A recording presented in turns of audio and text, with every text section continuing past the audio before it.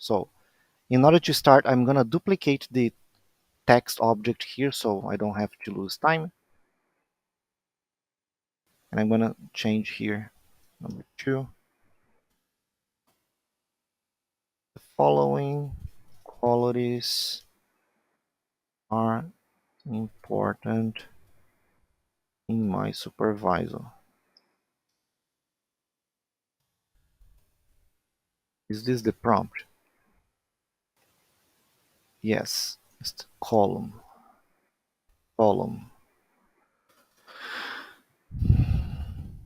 So this is text for the drop down item, and this is the text for the Likert scale item.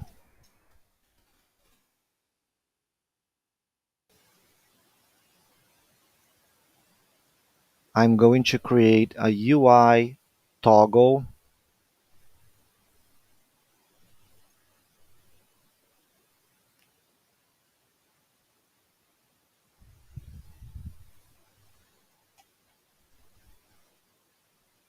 Again, I'm gonna edit the text because it's using Unity um, basic text component. So I want black. The size of the font should be bigger. I can, instead of like losing the text, I can edit the horizontal overflow to be overflow like this so it shows. And I'm gonna also increase the size of the check mark.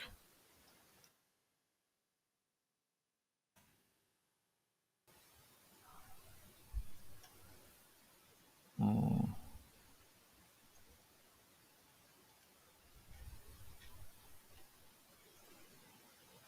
I don't like this.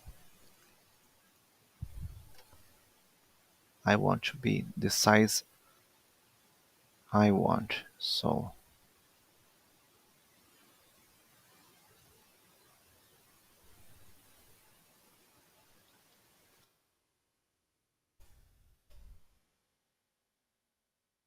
I'm changing the numbers to be somewhat round numbers because it makes our lives easier.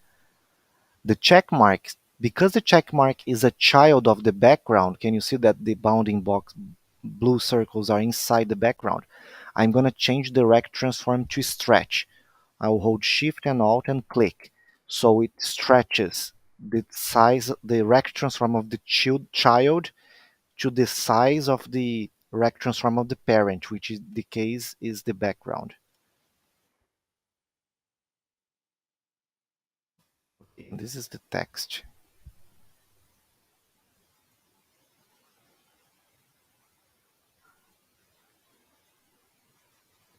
I don't know what this is, this white thing here. It's the toggle pivot, I guess. Oh, all right. So let's take care of this toggle parent here. The width is gonna be 200 and the height is gonna be 45. Now the background, I want the background to be to the right. So because I know that the parent toggle has this white space here, I can now use this rect transform element to adapt and set up the UI faster and more automatically. So I'll click and I want to have the UI attached to this left side in the middle. So this is this one. I'll click, but if you hold shift and alt, you also set the pivot and the position. That I always do that, it's better. Uh, After a while that you do lots of UIs, you see the difference between and the affordances of doing this or not. It's all about trial and error. You will see. Now check mark is here and the label. I want the label to be touching like this. So now I can further, maybe if I put some space here like this.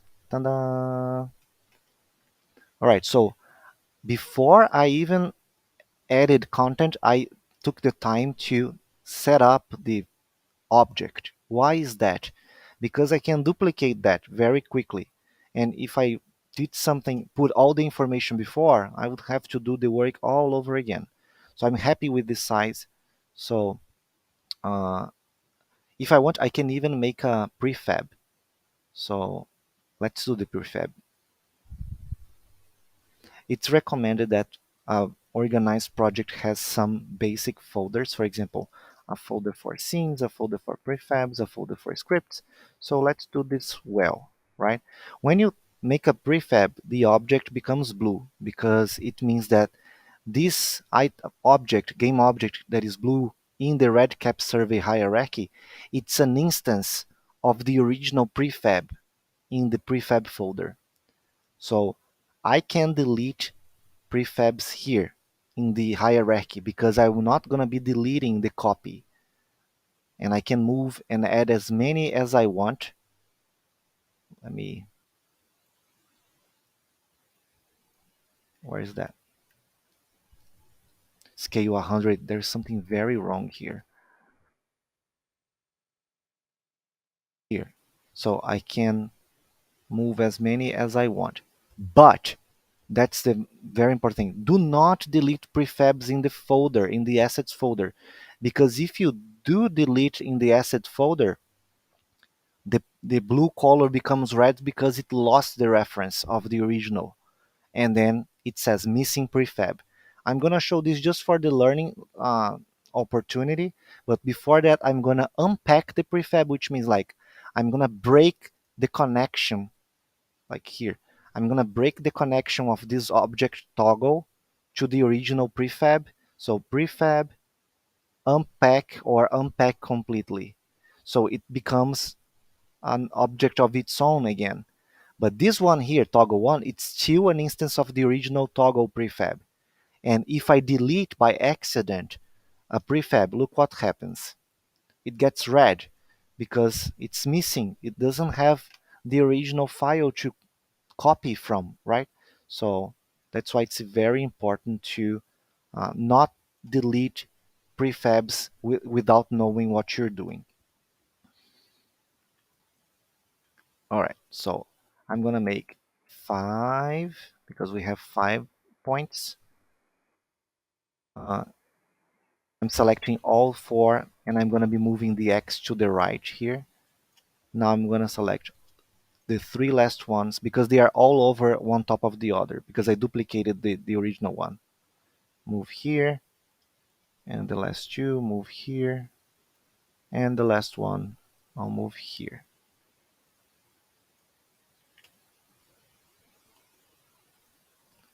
So I don't like the fact that the toggle is the same font size and type of the prompt. So I either can change the toggle text or I can improve my prompt. I'm going to improve my prompt because it's easier. So I'll select them both and make them bold. But I also would like to make this text a little smaller because I know that the answers for each of one of these are going to be quite long. So I can either open here, here, here, one by one, or I can use a trick. I hold shift and I select the first and the last one, and then I can open. No, not with the mouse. I can open with the arrow to the right. So I open all of them. And if it's still selected, right, the parents, and if I want to close them again, I press the arrow to the left. Arrow to the right, arrow to the left. This is very fast and helpful when we are editing something in projects. For example, here, uh, I have to add the labels. But I just realized that I'm working with a prefab. So instead of doing this manually here, I can totally go to the prefab and click it twice. So I'm going to open that original object and I'll click the label and I'll change this font size to 24. And then here on the scene view where you are working, you can either save manually or click autosave. It's usually by default autosave, so you gotta be aware. because sometimes you make a change in the prefab and you close the prefab mode and everything in the project is going to change. So you got to know what you're doing. I'm going to save here because I know that's what I want. By saving this, all the prefabs have received this change of changing the size of the font.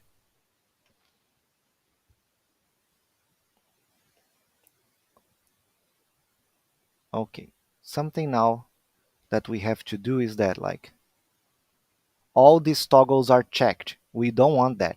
So we need to select all of them, and I'm going to click with the right button and create an empty parent to hold all these toggles. So I'm gonna name Likert scale toggles.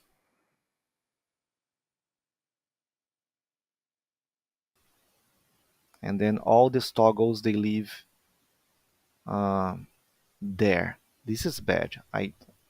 Anyways, what I want to do now in the Likert scale toggles is to add a component called toggle group. And then it has this allow switch off because if you click it, it allows for you to have all the answers turned off. Sometimes that's the case, right? So I can turn off all the answers. I don't think this is my case, but anyways, in each toggle, I need also to um, make sure that I tell the toggle that I have a toggle group component in the parent controlling them. So you can see here, group, none, toggle group. So I'm gonna drag the parent that has a toggle group, and you can see that it has a blue line because I made a local change in a prefab. Let me see if this change is something that we can apply to the prefab. So apply to prefab toggle. So it says a reference to an object in the scene cannot be applied to prefab assets. Why is that? Because the change I'm making in the toggle level depends on an object that is outside the level of the toggle. That is, the toggle itself doesn't have that parent, uh, so that I cannot apply that change so that all the toggles have. So this is one of the things that we have to do manually. And you can do that by selecting all of them, and then you drag only the object you want to the group, and there you go. What can we do now? We can determine if one of them are going to be marked or not with the is on. In fact, all of them should be off. And why is it not updating? Ah, okay. This is weird. Beyond, oh, is on. Okay, off. All of them are, the last one is on. Is on, off. This is on is something that is controlled in the toggle level. So if I come to the prefab, I can change this and save, and it's going to be applied to all the prefabs. See? All the prefabs start. I think it's checking one because I don't have the allow switch off on. So that's fine. But that's weird as well at the same time.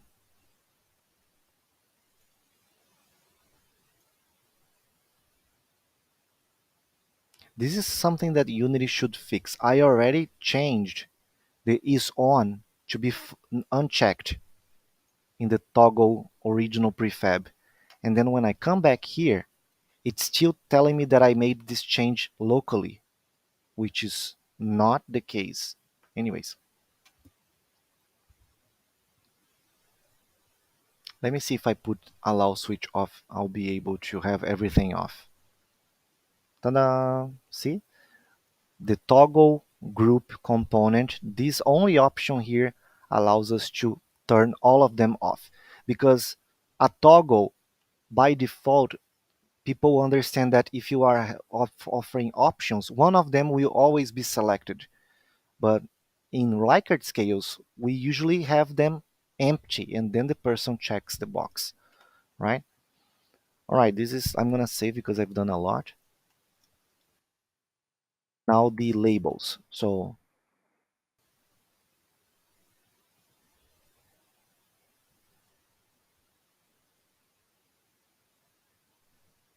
hmm, I have 5 items. So I'm gonna work with the,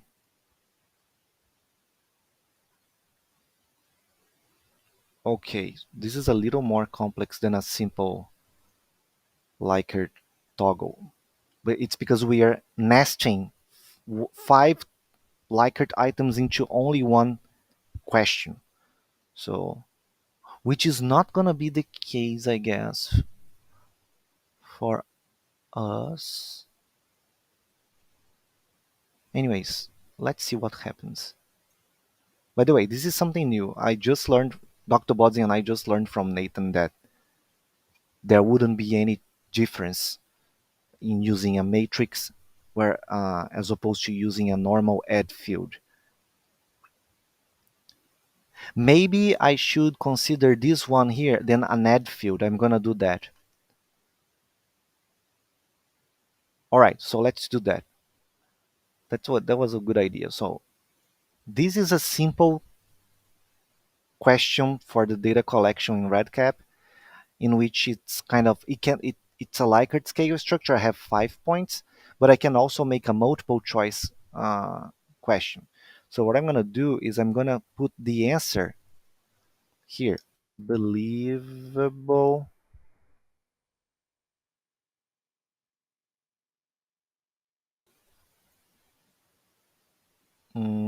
I don't remember the others. Approachable. Approachable. Appro. Approachable. Toggle. Honest.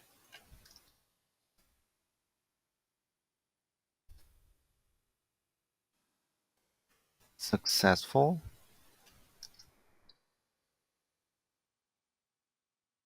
And qualified.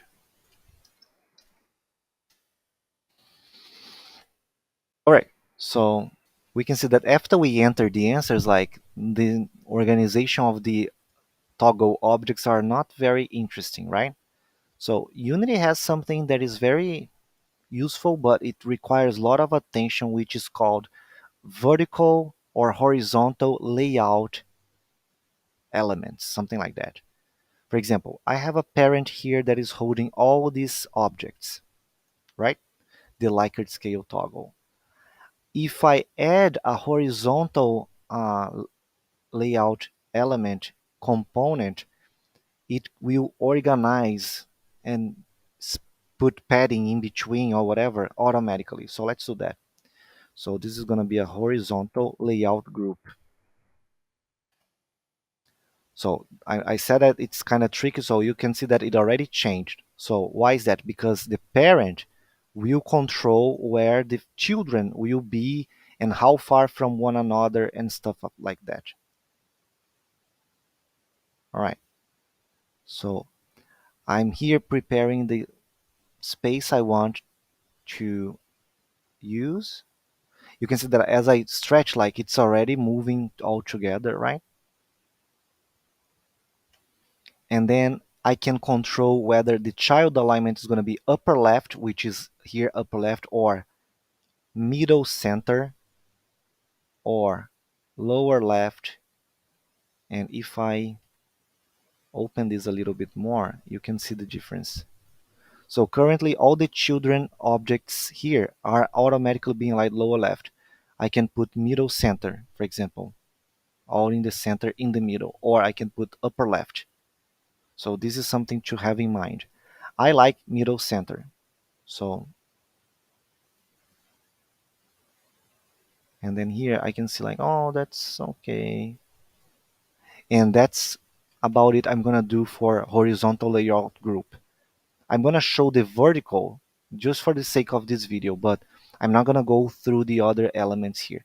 You can also have padding around each child if you want, and you can also determine whether the child will force the parent to expand and stuff like that.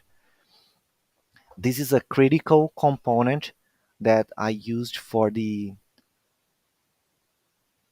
expandable text box container that we have used since Watershed Explorers for the journal entries, for the credits panel. So uh, the horizontal layout group is what allows us to be inserting more blocks of information that auto adjusts without us having to micromanage all these variables. So what happened if I turned it off? Dun-dun, nothing. But what happened if I added a vertical one? I can't because Unit says, you already have one of these. So let me delete the horizontal, remove the component. I'm going to add the vertical. And now Unity automatically organize the items vertically if that's the case for your instrument, right? And again, it's very handy to be able to move everything together and to have them separated and stuff. Uh, I can even show you here spacing 0, but if I increase, it's the spacing between the items, right? Uh, and the spacing of the padding here is around the parent uh, rect transform. For example, I'm going to have some padding, like some spacing from the left side, 5. See? 15. So that's nice. If you want to make sure that your text or your UI element is going to be in a safe zone inside the parent transform, which is usually this line with the circles, the blue circles, you can put 15 all around. So it's nice. But I don't want vertical layout group. I want horizontal to mimic Likert scale, middle center. All right, save.